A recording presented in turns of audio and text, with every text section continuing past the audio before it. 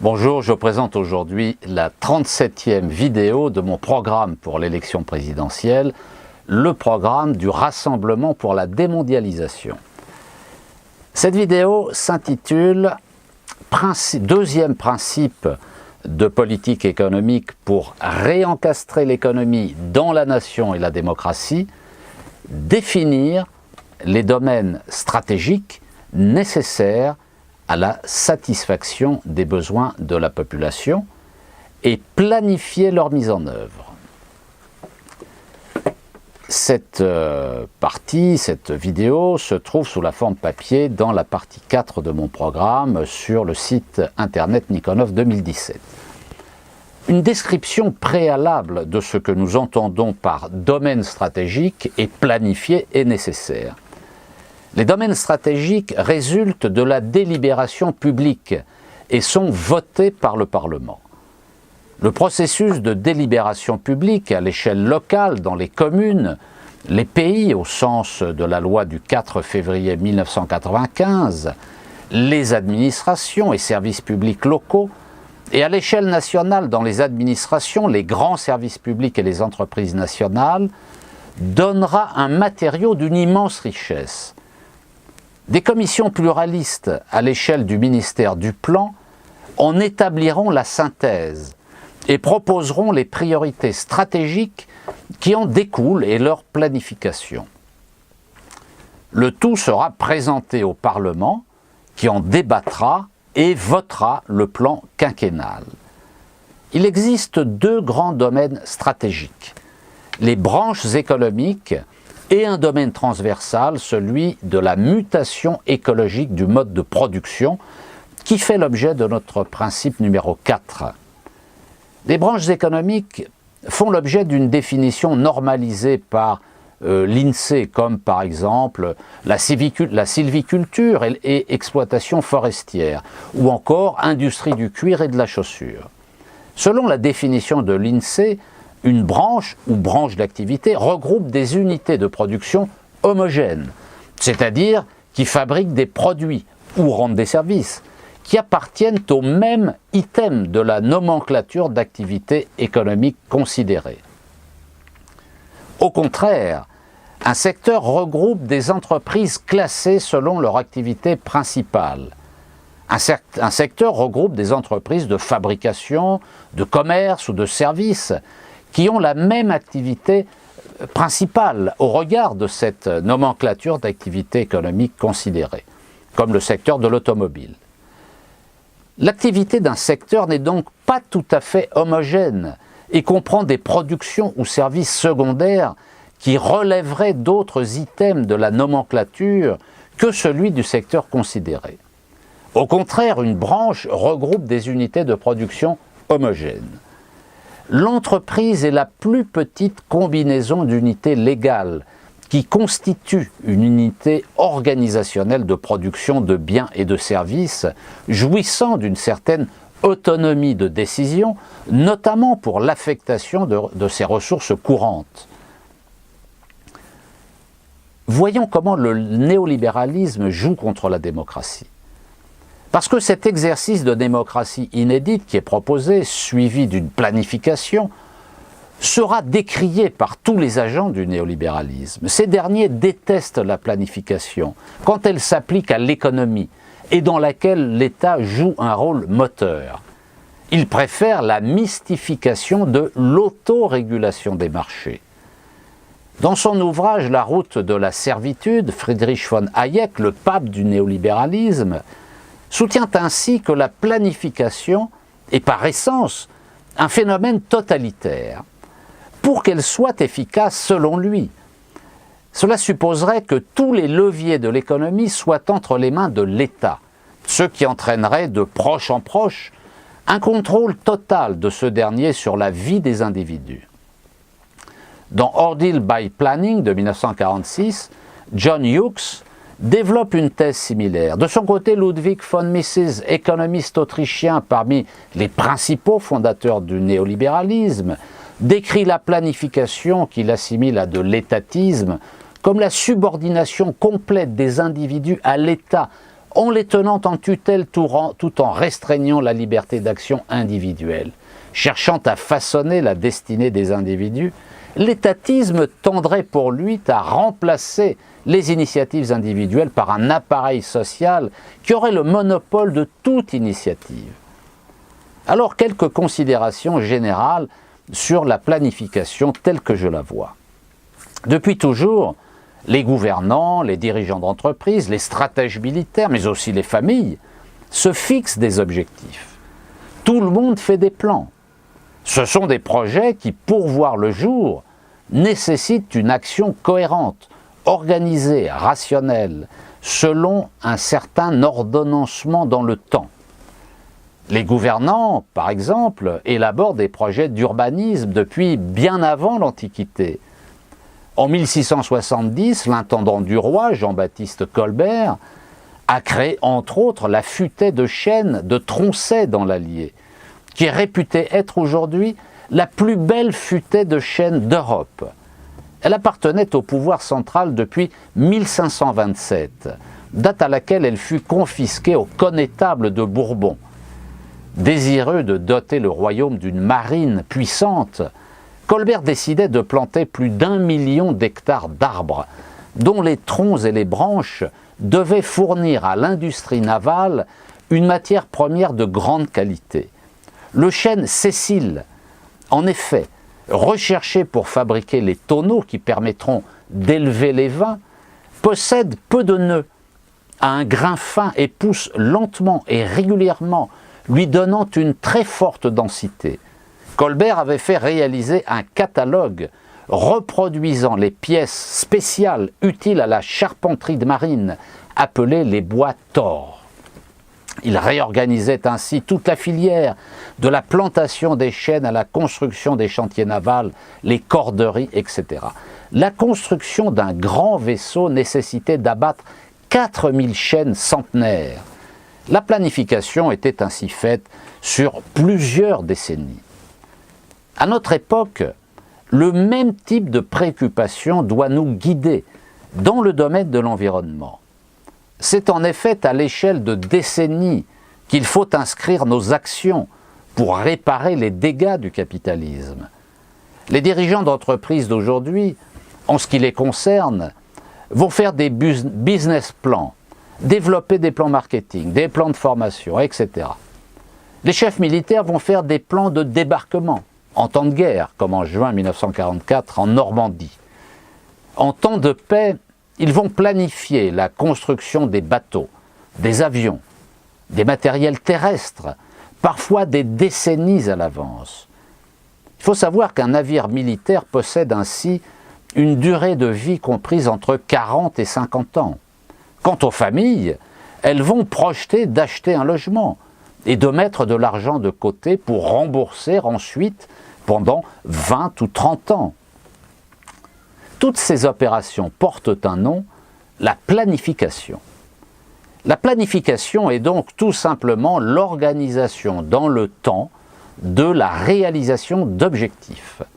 La planification économique, pour ce qui la concerne, est la tentative de rationaliser les projets économiques d'un pays.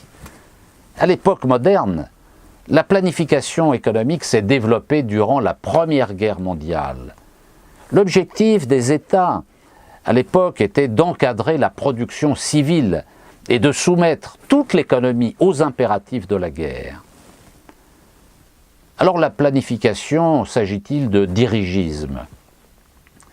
La planification est systématiquement qualifiée péjorativement de dirigisme par les agents de la propagande néolibérale.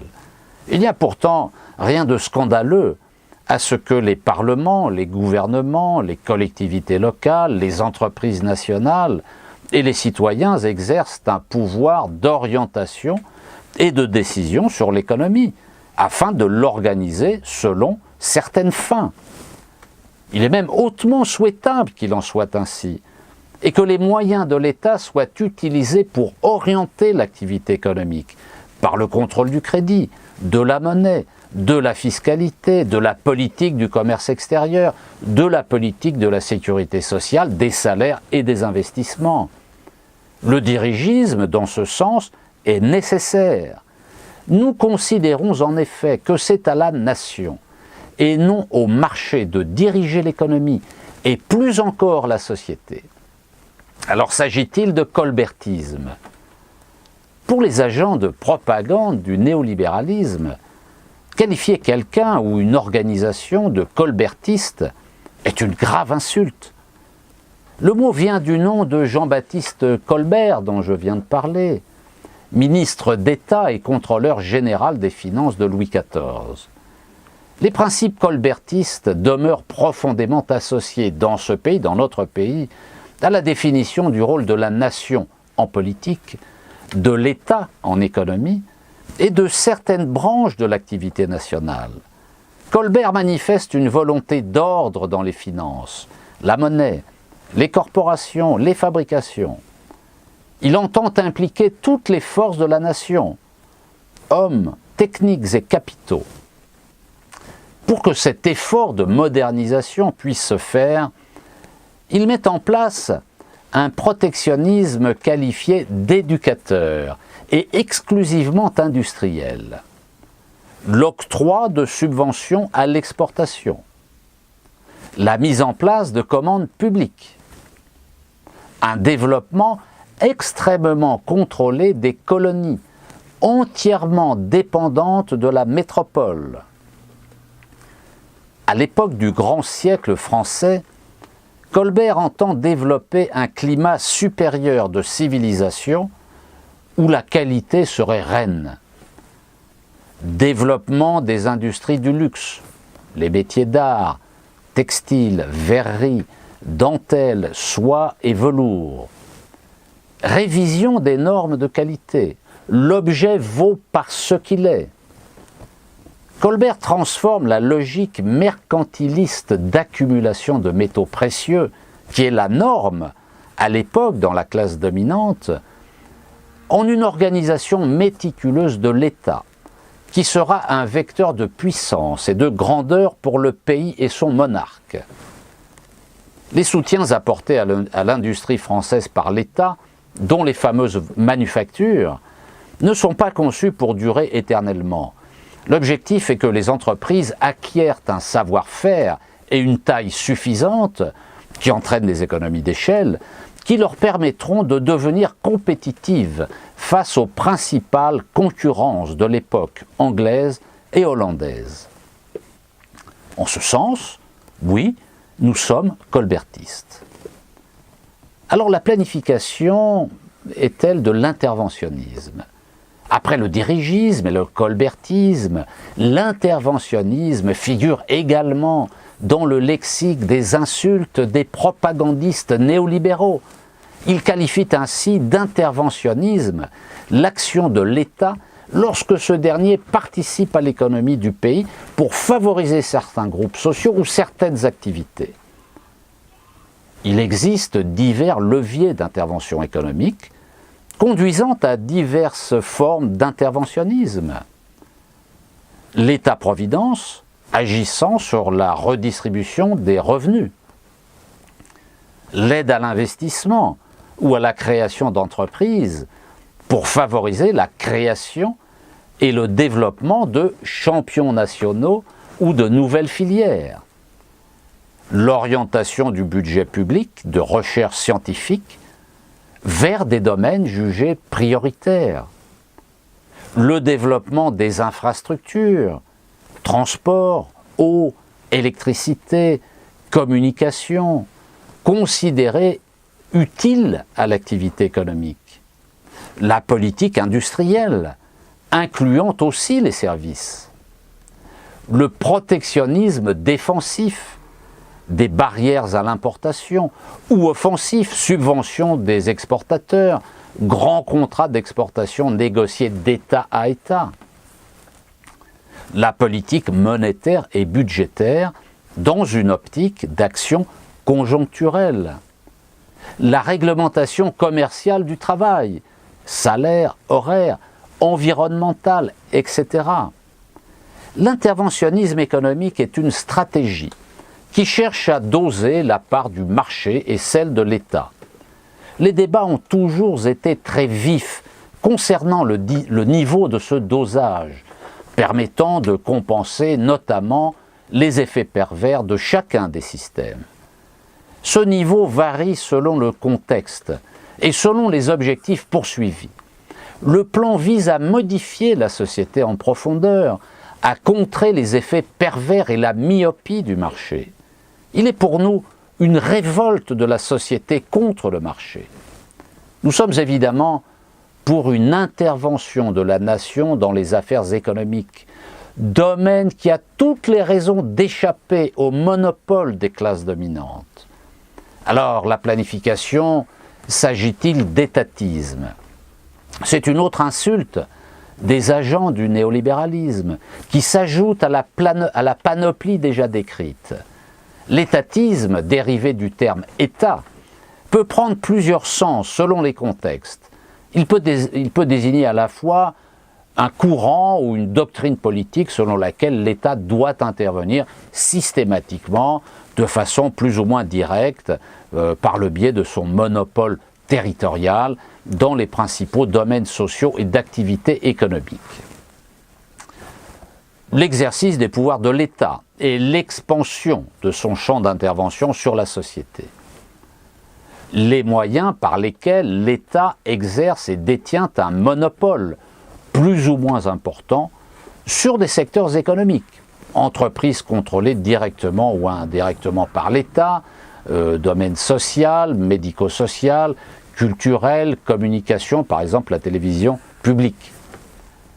L'étatisme est une doctrine politico-culturelle selon laquelle l'État doit être le centre et la principale structure qui dirige, administre et contrôle tout ou partie de l'activité sociale ou économique.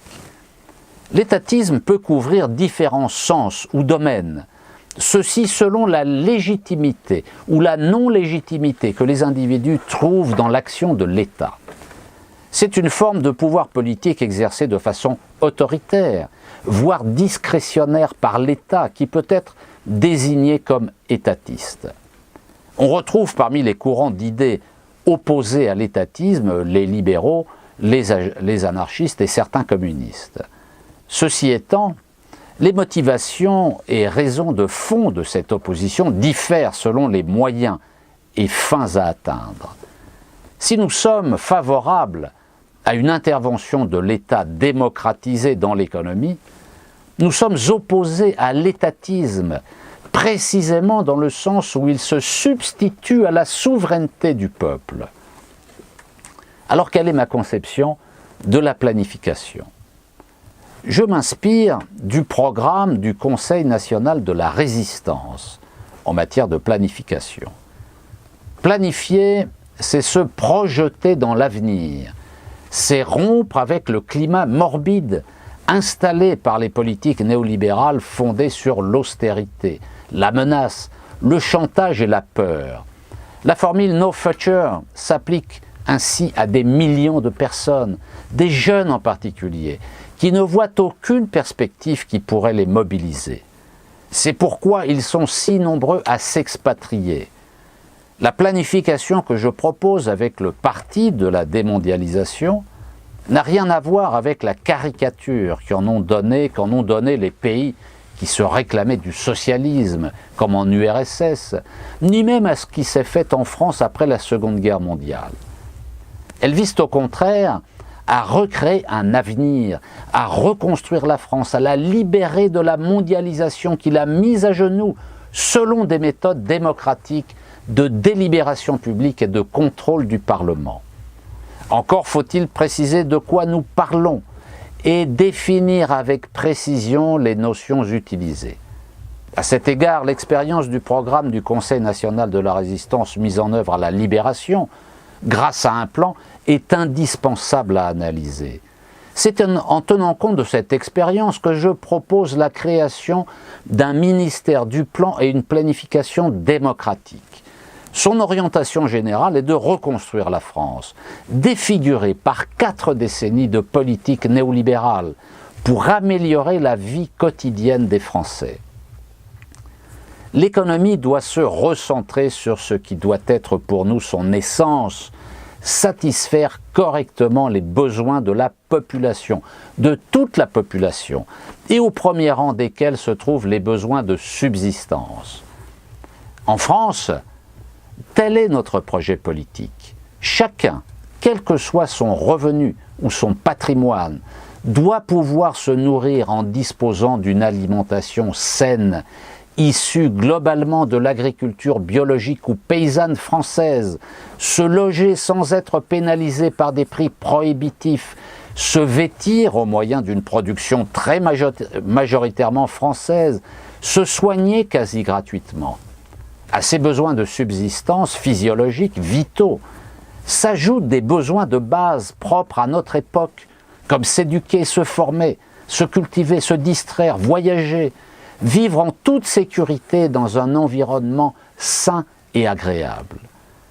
L'État démocratisé, voir sur cette question la partie 10 de mon programme, doit organiser ce recentrage de l'économie. Il doit la diriger. Les autorités politiques doivent montrer leurs préoccupations relatives à l'approvisionnement de la population. La production, la distribution et la redistribution ne peuvent avoir lieu sans un centre établi à partir duquel celle-ci s'opère, et c'est le rôle de l'État. Ces opérations ne sont nullement une modalité de comportement individuel et ne peuvent relever du marché. Il faut tenir compte des échecs des économies planifiées. La planification économique que nous voulons est basée sur un pouvoir de décision détenu par le Parlement et le gouvernement à la suite d'un débat national pour choisir les grandes orientations stratégiques. Les difficultés concrètes de la mise en place d'une économie planifiée ne doivent cependant pas être ignorées, notamment à partir de l'expérience des pays socialistes. Parmi les difficultés, il a été observé que plus une économie nationale se diversifie, plus le nombre des produits qu'on y fabrique s'accroît, plus les procédés techniques mis en œuvre se multiplient, et plus certaines formes de centralisation risquent de devenir inefficaces. Car le processus de planification peut se trouver submergé par le nombre et par la complexité des problèmes à résoudre, et par la multitude des connaissances et des informations dont il faut disposer pour résoudre correctement ces problèmes. Plus la société se développe, plus la planification doit se concentrer sur les grandes priorités stratégiques, sans entrer dans les détails au niveau national, si on ne veut pas être noyé dans la complexité de l'activité humaine. C'est pourquoi la planification ne peut porter que sur les grandes orientations structurelles, le marché conservant toute sa place afin de permettre la souplesse nécessaire.